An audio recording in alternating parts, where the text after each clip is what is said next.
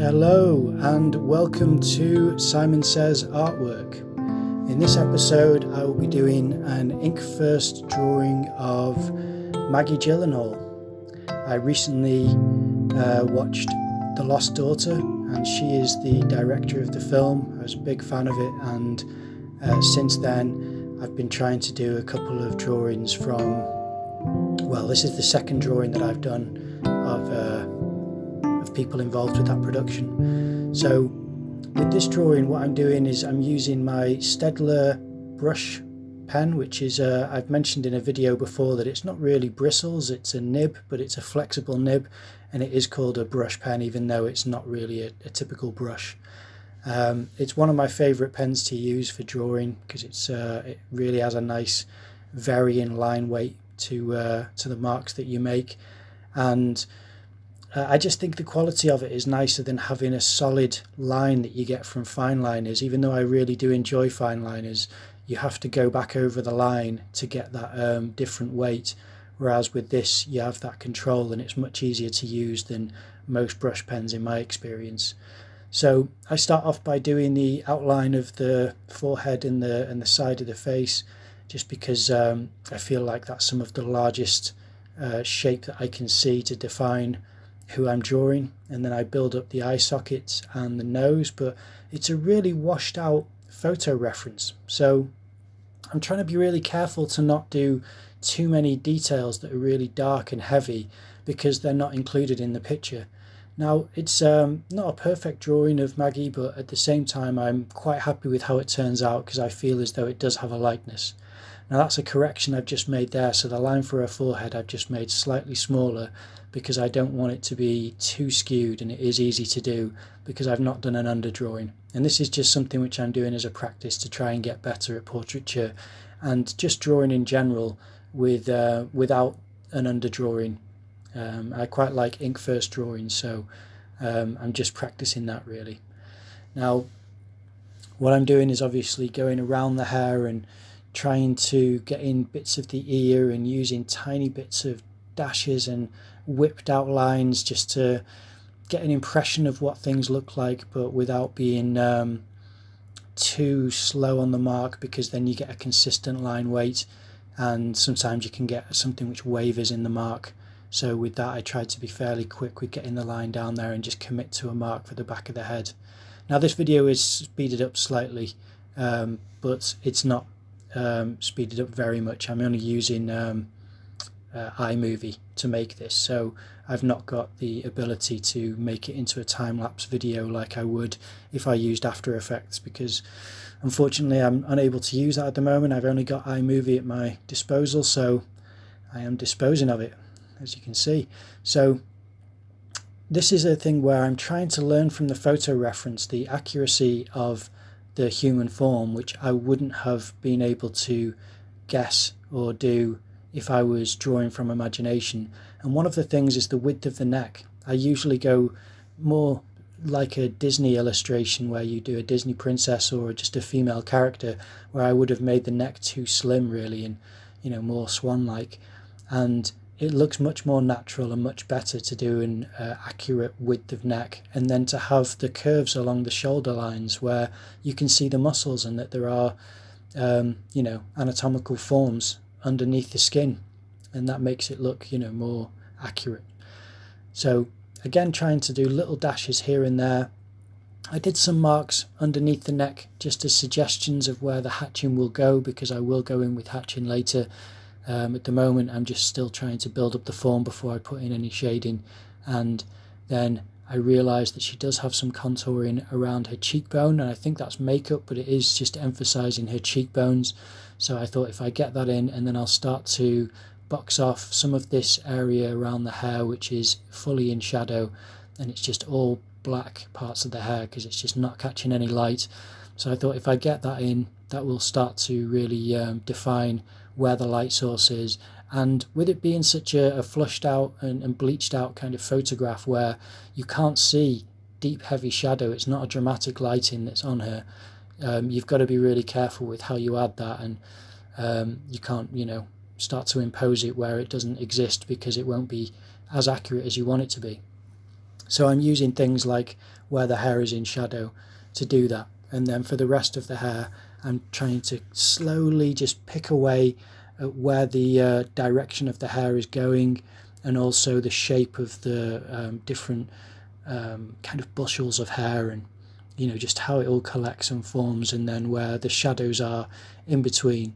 Now I could have done a better job of the hair, but I'm not too disappointed with it. It's something where it's an ongoing process of trying to improve on how to render hair and what is going too far and what's not going far enough. And I'm still not there yet where I have a great understanding, but if I were to draw from imagination, I would try to use a lot of this experience to inform those drawings, because it is really educational to do exercises like this. So this is now trying to pick out bits where you've got crevices in the hair where you can see the shadow is collecting, and then to maintain the direction of these big curls that go around a face. And then again for the back of a hair, it's the same, where you get bits more of shadow collecting, but I don't want to go just fully black there. I do want to leave some strands visible because it's not coated in shadow. So I want to try and be careful about what I'm rendering and what I'm not, leaving some parts out. And it's difficult to decide that, and it's a hit and miss of where you succeed and where you fail. But this is the process of picking away hair. You just try to stick with the direction, and you go from the bottom, certain lines, just like I'm doing there, and then I try to go along these big parts and try to put in certain strands of hair and connections. But also, even though I've gone from the bottom, I try to go back into there and make sure that it's feathered a little bit, and then I go from the top to do connecting lines also, which is how you do hair really, is you go from both directions, curving at the same angle, so that there is a gap in between to suggest the light. And then I get really light lines there to get for the eyebrow, because she doesn't have thick bushy eyebrows. And then same again for the lips. I try to get really thin lines but close together, and then really thin lines further away from each other for the bottom lip. The top lip's always not collecting, but it's always going to have more shadow unless you have unnatural lighting or something reflecting below the face. It's almost always going to have more shadow than the bottom lip is, just because of it facing downwards.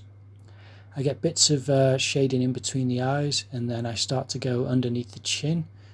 Or do I get the nose here? Yeah, I'm getting the nostrils as well, because that's really going to define the shape of the nose, which is part of the real character of Maggie Gyllenhaal's face, where you recognise who she is all of these main features, is the eyes and the nose. And it was just a really nice photograph, so I thought I've got to give a go at trying to draw her, and this is my first attempt, so it's not perfect, but I quite liked it enough to obviously upload it and show you, because it's not always that it becomes this successful, and there are mistakes, just like that one there underneath the lip. That is in the photograph, but I just didn't do it that well. I think if I would have done it lighter, it would have worked better. Now I start to go with some hatching under the chin, which is where there's shadow collected, but I don't want to go completely black, so I want to stick to hatching and try to just build up the lines and do them just over and over again together to make sure that they are helping each other describe the form. And then I do the same thing around the temple there, because I'm trying to pay attention to the photo reference and how that can inform the rendering. This is how I'm going to get a more accurate portrayal of what she looks like in the picture, and yet transcribe that into ink, which I think is it's always worth trying to do, because I really like the pen and ink look of portraiture and how different it is from the photo reference. I think they're both incredibly valuable. Some pictures work better than others, but this was such a good pose that even though the light wasn't dramatic as I usually go for, it's still something where it has a lot to offer. I do think that there is a real quality to the look on her face and the angle, because it's a 3/4 turn. I go back into the hair to try and tidy up some of these marks, because they are a little bit rough, but there's only so much you can do. Sometimes the more you do, the worse it looks, so I am trying to go very wispy and light and not go too heavy, because the more that you do as well, the darker it becomes, and her hair isn't black and it's also not bleached in certain areas, so I'm trying to suggest light more than anything like that, like colour. Goes bits of hatching here and there, trying to build up bits on the chin, bits on the nose, and then there's definitely more to do on the neck, so I have to start building up some of the tones. Oh, there's parts of the hair here which I want to do, because these wisps of hair are connected to the bottom, so as much as I leave a gap for a lot of the hair strands, for those I don't want to, so I did connect them, which I think looks better. This is where I go back in and start to put hatching on the neck and around the where her collarbone is, because it is just where there are a lot of contours, and as much as there isn't dramatic light, there's enough detail there to try and show what is happening as far as what the form is doing underneath the skin. And it looks good. It's points of interest, really. Instead of it being blank white, you really do want to suggest that this is what it looks like, this is what the body looks like more accurately. Now, this can be done too much, so I'm still trying to be really delicate with the little touches that I make here and there, and this is where I think I'm done, so I put the pen down. But then when I look at the photo reference, I can see that there are some tendons that go from the neck across to, not quite to the shoulder, but across past the shoulder towards the arm.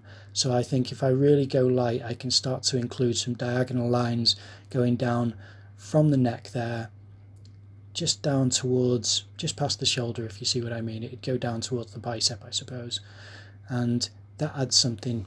And then there's also some other parts where if you just add a few lines over the initial mark that I made, then it will show more detail more realistically to an extent, and it'll just clean it up a little bit.